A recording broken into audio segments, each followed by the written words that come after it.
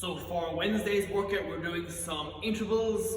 We have 3 different movements and a few different variations within that. The first movement will be a box step up or box jump. We're doing 16 reps. If you're doing step ups, then alternate left to right. If you have no box to use, another variation there would be maybe just alternating body weight lunges. 16 reps, alternating lunge. But let's try and use something to step up on if we can, something at home.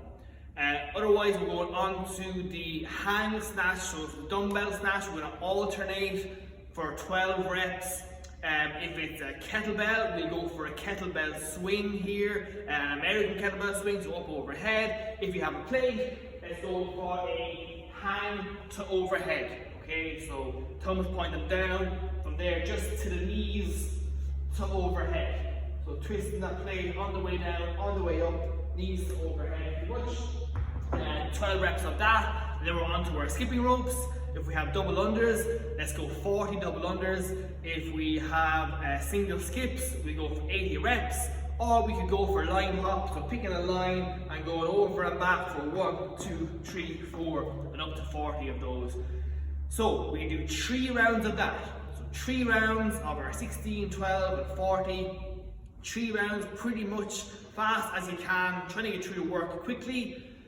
And we're going to do that every 8 minutes for 5 rounds. So say for example, if the 3 rounds takes you 5 minutes, you've got 3 minutes to rest then before the 8-minute mark when we go again. As you can see in the description, we've got a 6-minute cut off every round. So if you get caught up with a movement that takes you a little bit longer than we expect, then 6 minutes, just cut it off there and do that every round. Cut it off at 6 minutes to ensure that you have at least that 2-minute break there. So 3 rounds of your 16, 12, and whatever variation skipping you're doing. Rest for the remainder of the 8-minute window. 5 rounds of that, so we're going on 0, 8, 16, and 24. Take a note of how long each round takes, because we want these intervals to take a similar amount of time every time, hence the recovery time built in. So we want to take a note of how long each of the 5 rounds takes you when you're on your rest, and then put those into the comments. When you mark your workout as complete, put your time for each of the 5 rounds into the comments there, and we'll give you some feedback